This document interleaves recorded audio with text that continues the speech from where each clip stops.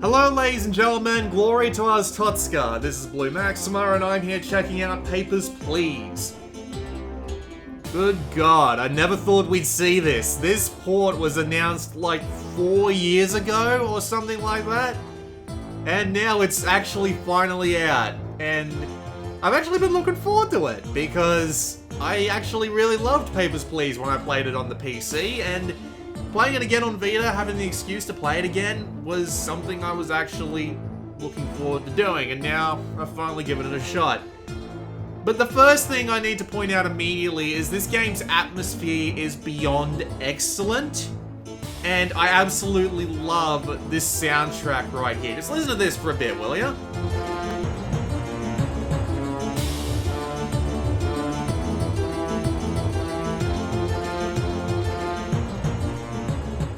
Seriously, Lucas Pope is like a genius. But let's get into what we got here. So, here's our settings menu, and I do appreciate the addition of an easy mode because this game can be extremely stressful. So, you do kind of want to, if you want to play the game but not be entirely stressed out, you can come up and turn this on. It will give you more money at the end of the day, which is actually a nice little thing because, well, we'll get into why that works shortly. Also notably, you can actually change the date format to how, well, not so much however you want to have it, but there's 3 different kinds of date formats. I'm going to keep it how I keep my date format because it's actually pretty easy for me to look at and notice if there's a mistake. That's also a really good feature, and I really do like it. You will also, of course, have your music and sound sliders and your different languages. And notably, it actually credits all of the people who did the translations, including Playism, who apparently handled the, was that the Chinese or the Japanese? It looked Chinese, but, you know. Also, you can turn off the nudity, which is actually not something I do, just because I think it takes away from the atmosphere, and you probably will see some naked dude or naked lady in this video, by the way. That's a weird thing to say. But, yeah, you do have the ability to turn it off if you feel the need to. You've got 2 modes, but you don't unlock Endless Mode until you get to the very, very end of the game and get one of the 20 bloody endings. So, just so you know it's there, but the thing is, it is actually locked behind a code that isn't different for every game, so if you want to go look up that code, you're more than welcome to. I've mainly been playing through the story. Now, I'm about halfway through the game. It's about 2-3 hours long, the regular campaign. It might be a little bit longer depending on how much you have to repeat days or whatever. But yeah, it's a day-based game, and it gets more difficult as you go along, and you can split off into different endings if you feel the need. You can also go back and play from previous saves, which is actually kind of a nice little feature, but we're not going to do that. We're just going to go straight into day 14. So, you get this little newspaper here that tells you of some news, and you can actually do some things that'll change how the newspaper looks, which is actually kind of nice, but we'll get into that. Also, I love how the paper's called The Truth of Ars Totska. It's not even trying to hide that it's a totalitarian regime, but it seems like everywhere is a totalitarian regime in this game, because everybody from every country ever seems to want to get into Ars Totska for some reason. Probably because they've got a really good public image. But anyway, here we are. This is Papers, Please. Now, the business day hasn't started yet.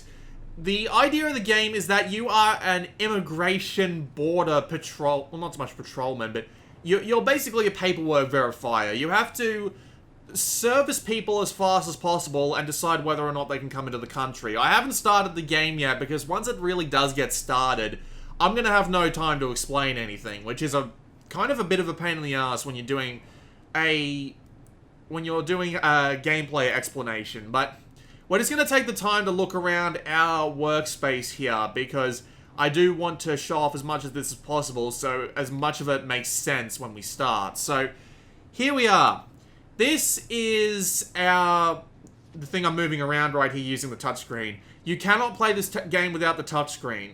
There are some controls on the buttons, including scrolling your view up and down and bringing out like the discrepancy mode, but with that said, you will be playing the majority of this game with the touchscreen, so I would suggest getting used to that as fast as possible. So, Our bulletin here shows us that there is a new rule added to a new rule added to the game, where I have some wanted criminals, and I'm going to have to keep an eye out for these three via checking the photos on here with the photos on their passports and stuff like that. However, I do also have a bunch of other rules. So if we bring down the rulebook here, this is the Aztotska Border Control Rulebook for inspectors. And if I turn the page here, you can see all the basic rules. So everybody has to have a passport, they can't be expired. Citizens have to have an ID card, so Aztotskans need an ID card. Foreigners require an entry permit, and you get the general idea. Now, the way contradictions work in this game is that you've got this little thing here, which you can tap in the bottom right corner, or you can press the triangle button as an upgrade to your booth, which you can get. I also have a second upgrade, which I haven't bought yet, which I can demonstrate at the end of the day. And using this is how we highlight discrepancies. So if I just want to use an example, I can tap pretty much anything on the screen, right? I can tap this photo here, and I can tap it to something else, and there's no correlation, right? The idea is that we want to highlight discrepancies by doing a certain thing. So, for example, let's just say someone walks in without a passport. If I tap entrant must have a passport and then here, it'll compare the two, and if they haven't dropped the passport on this little table here, which is where all their documents go to start with, you will be prompted with this little thing here, the little microphone on the left there, which you can't see because it's half construed there. There you've got your little microphone thing where you can choose to interrogate someone, and they might actually choose to drop their passport in, or they might not. So you do need to interrogate the discrepancies as much as possible, because they will screw you on that front. You've got your weight over there on the left, you've got your date over there on the right, so if your documents are expired, that's where you have to go. There's your clock next to your date, and that determines how long your working day is, and once that runs out, you will have to shut down, and you'll be given your work for the day. The more you get through, the more you get paid, more or less. There are also some other ways you can get paid that come along in the story. Like, see these little engineering cards here? If I give these to engineering people, the guy will come back and give me extra funds later on. There is also this EZIC thing down here, which I'm not going to talk about just yet, but let me just say that this is certainly one of the more interesting points of the game, and I'm not going to wait any longer. We're going to get started. I just want the rulebook to be down here so I can keep an eye on the rules and also look at some of the documents, but we'll get into them as we come across it. So if I hit the L button, we'll start the workday. So here comes our first customer of the day, and she asks for the purpose of the trip. She's here for 3 months. Okay, that makes sense. Expiration date is not okay, so here we go. Oh no, it's not matching data, isn't it? Oh, 1984, right, it's 1982, I'm an idiot. Right, so, she's from the United Federation, so we need to check the United Federation's printing. Carista City, okay, that makes sense. Her entry permit and her names match up, her passport number matches up. She's 1.8 centimeters, that makes sense. She's about as heavy as she usually is. And, yeah, this all looks okay. So what we're going to do is we're going to approve it, give her back all her documents, and she can go about her day. Oh dear. Oh, she was one of the criminals! Oh dear, that was a mistake. Oh, hang on, we're missing something. She is missing her entry permit. So let's interrogate her for that. So let's have a look at her entry permit. Okay, the names are the same, the passport's the same. She plans to stay on staying for just 2 days. That was the audio transcription. Her weight's about the same, her height's about the same, the photo matches, the expiration dates are okay. I think we can let this one through too. So, you saw how the game gave me a citation there. Now, that's what happens when you fuck up. And the thing is, you won't actually know whether or not you fuck up until a few seconds after you let them through. So it's always a bit of a, you know, clenching the butt muscles to figure, import. I know Enkyo is actually part of import, so I think that's okay. She's not overly heavy, her weight's about right, and her photo No correlation. Let's just make sure this is correct. Yep, this doesn't look like her. She had surgery. This means we give her some fingerprints to do. So we hand over the fingerprinter, and we get our fingerprints here. Leia and her fingerprints are about the same, so everything seems on par. So you saw how the game gave me a citation. If you get two citations, you'll be fine. But if you get more than 2, you start getting docked pay, and that becomes very important later on. Also of note is that the game will actually always give you an example of a new rule that it introduces. Which is actually a... it will be until I die. Right, that doesn't make sense. Be until I die. Let's not do that. Let's check out that discrepancy right there. Right, he stays 60 days. Okay, he corrected himself, and we're allowed to let that through. 82 kilo, that's right. His height's okay. Expiration dates are okay. Alright, I think we can let him through. Well, I didn't mean to put the denied stamp, but thankfully it didn't land on the visa, so I should be able to just give this all back to him. And he should be allowed to go through. And this is basically it. The gameplay is super fucking exciting. Now, I know this sounds like the weirdest thing in the world, but it's just so engaging. Having to check it as fast as humanly possible. Height, okay. Weight is okay. Expiration date's okay. East Greston is one of the issuing cities, and Getastora is right. It's all just... Now, I know it doesn't look like I have a particular reason to be fast, but I do, and we'll get into that once we get to the end of the day, but... The game doesn't encourage you to be fast, you encourage yourself to be fast because of the way the game works. You want to get as many people through as possible because the game becomes that much harder if you don't. And it's just... Oh man, it's just so exciting doing fucking paperwork. The fact that he made it so exciting to do paperwork is the most ridiculous thing imaginable. But I enjoy the hell out of it. Having so many little things to check and so many ways to fail. And actively failing more than once during a day. Yeah, there we go. I fucked up. How did I fuck up? Oh, she was a criminal too. I need to learn to check for the wanted criminals. I'm an idiot. Oh. Look at that. He gave me 2 passports. He gave me 2 passports. Okay. Well, I got to detain him at least. I really need to check for the criminals. Alright. So who are you? You don't look like one of the criminals. It's super fucking exciting. Right, okay. You're missing a... You're missing something. You're missing your... No, you're not missing your entry permit. You are missing an ID supplement. There we go. What is a supplement? You don't get to come through, lady.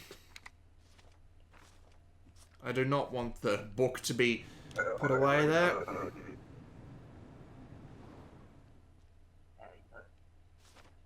You don't look like one of the... Right, you are... Oh, no. You don't have a entry permit. Where's your entry permit? Of course you weren't. Poor thing. Through you go. Or away you go, I should say.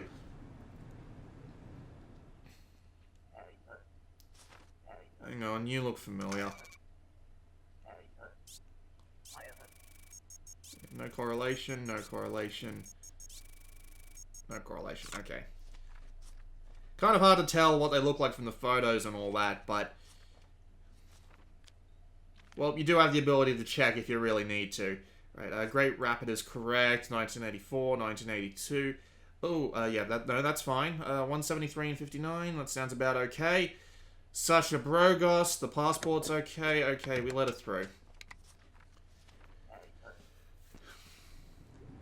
Right, we still got time. We got about 2 hours in going time left, so a couple more minutes.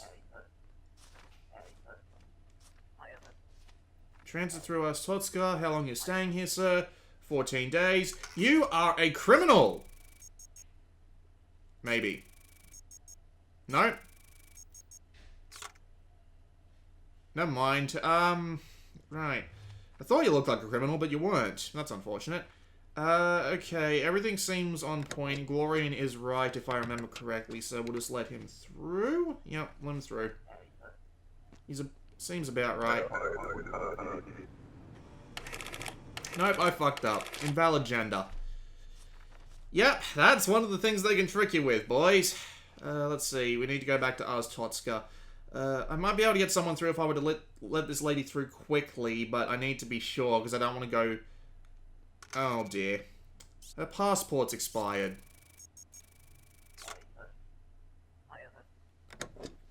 Well, let's deny that and go on through, shall we?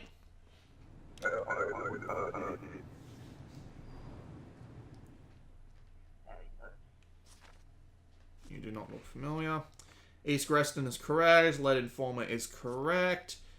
You look like the person you are in your everything. Weight is overweight. Okay. Guess you get to see what the scanner looks like. Let us interrogate this man. And search, I should say.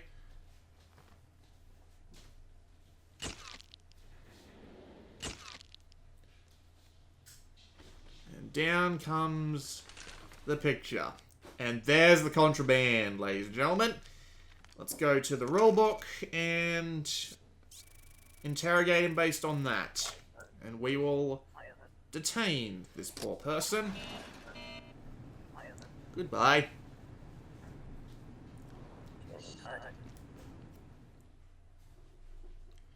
So that was a day in the life of a border inspector. Got a few things to go over here. So, we have... Well, we have family members on the right there, and you don't really see any more of them outside of just this okay or cold or sick or whatever options here. And we have to take care of them using the salary from our work. So as you can see here, I got 10 people through successfully, and I also had some savings. So I have just enough money to get through on food and heat. But if I didn't, if I wasn't capable of doing my job properly, I would start to run low on these resources. And if I were to say not pay for food, I'd have the extra money, but that my family would go hungry, which is the weirdest thing I've said in a while.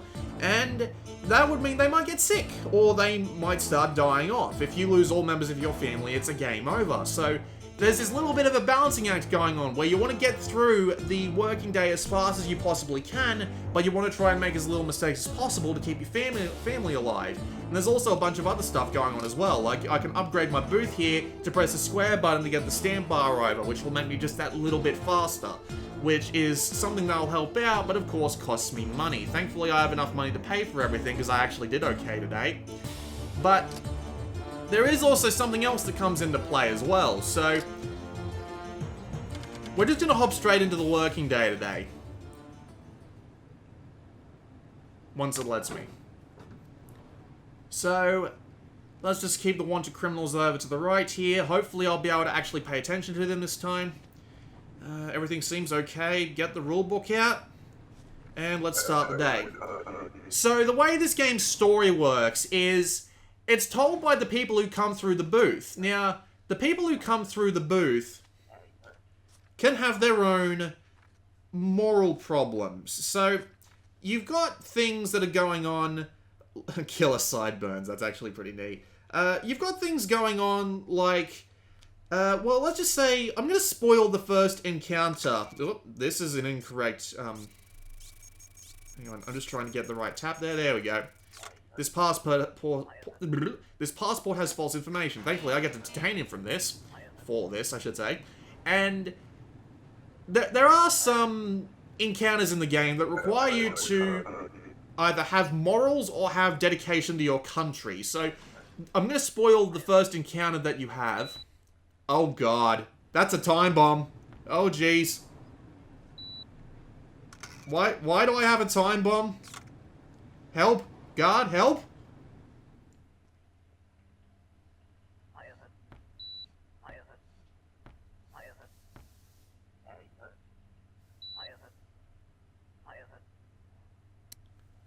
Open the cover? How do you want me to do that?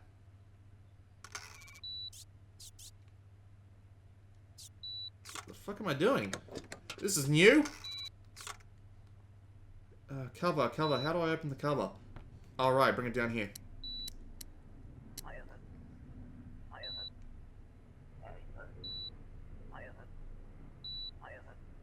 Just cut the wires in order, you say. Okay. Wire 1, wire 2, wire 3, wire 4. Back to work! God, fuck you, guard guy. Jesus. Alright, but yeah, anyway, as I was saying, you have these moral dilemmas that come along. The first one that you come across is a woman who's going to end up working as a prostitute inside the country. And she asks you not to let her boss through. Because her boss is apparently a very abusive person. And that makes for an interesting dilemma. Because, again, as a spoiler, if you let her through, she will actually end up dead on the newspaper the next day. But if you let the boss through, I should say, she'll show up dead on the newspaper the next day. But if you don't, she'll be fine. And the game has a bunch of ethical conflicts like this. You'll have a bunch of people asking to get through to see their son, and you have this whole side plot going on with a terrorist organization. So, you have this whole story going on where there's basically a revolution happening, and you decide whether or not you want to go with them, and that's how you get the majority of your endings. And that not only gives the game a bunch of replayability, but actually gives it an interesting story as well, because you choose how you want to go about things. And its theme is also lends to this amazingly, because you have this whole fantastic theme going on where it feels like everybody's a bloody communist. It feels like the whole world has gone to shit, and all the different countries are having little political disputes in the background, and then you've got the terrorist organization that are trying to screw everything up, and invalid expiration date. Yeah, here we go. Give him the coded documents. I don't have them. Oh, you mean these. Right here, you can take them back. Yeah, see, I've actually been choosing not to help them. I helped them last time I played this game, and I got killed for it. So, I am definitely not going to help them out this time. Right, this lady doesn't look like a criminal. But yeah, this whole thing going on, this whole totalitarian regime going on with all the different countries, and all the different people who are just trying to live their lives and survive, and all of this. Oh, she's too heavy. That doesn't look right. All of these different story things that are going on, it just creates this fantastic experience where you have to choose whether or not you want to do the right thing, or whether you want to keep your job, whether you want to help the terrorists. The lady's fat, but it appears that she is. But it appears that she is okay. She doesn't have any contraband on her, so we'll just let her go. The whole atmosphere this game creates, and the moral choices it has are absolutely excellent. Combining it with the pretty damn amazing gameplay of unbelievably making paperwork checking intense and actually enjoyable. How the hell did he do this?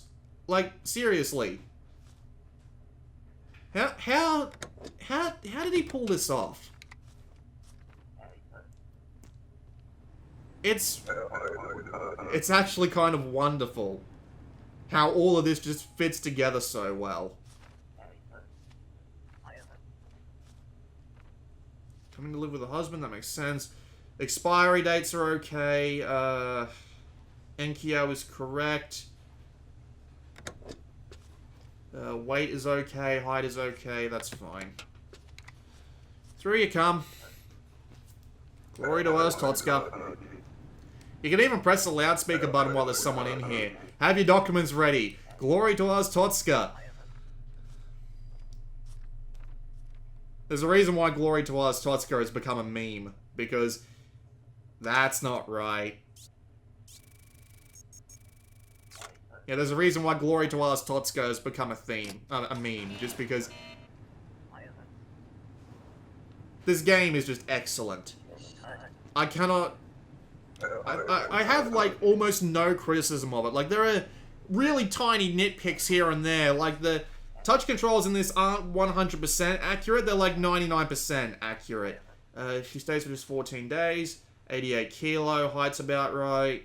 Expiration dates are all okay. Wrong sex, for one. Hang on. No, she's not one of our criminals. Oh, no, never mind. That's apparently a man. Alright, go on through. And the whole dynamic of balancing your moral choices with the speed of playing through the game and trying to keep your family alive by earning as much money as possible, and all of these little things just combine together into something that's really amazing. This game was great when it launched 4 years ago. It's still great today. What did I miss? Invalid God damn it. God damn it. Boss 10, yeah, I think Boss 10's correct. The dates are all... Oh, no, they're not. This pass has expired. This entry permit has expired, I should say. You were busy. Sure you were. Well, I am too busy for your shit, lady.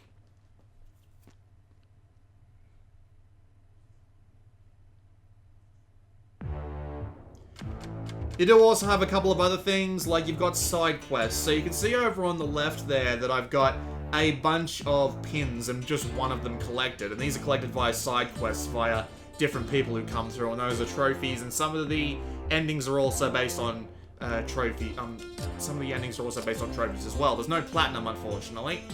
And as you saw via playing the game there, the performance is absolutely fantastic. The controls work fine, and it's a port that was clearly designed for Vita, and it works great. So, seriously, I don't know what else to say about it. It is an absolutely fantastic experience. It is $9.99 on the US PlayStation Store, and I would fully recommend that you go and buy it pretty much immediately. It makes being a border guard in 1980s, like, Soviet Union interesting.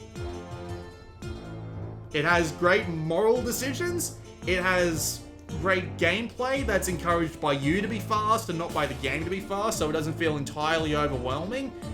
And it's also got interesting gameplay with having to check all the little individual things, and the port is great. So, I mean, I got next to no criticism. None. It's a really good port. I would fully recommend it. This has been Blue Maxima, and I will see you all next time.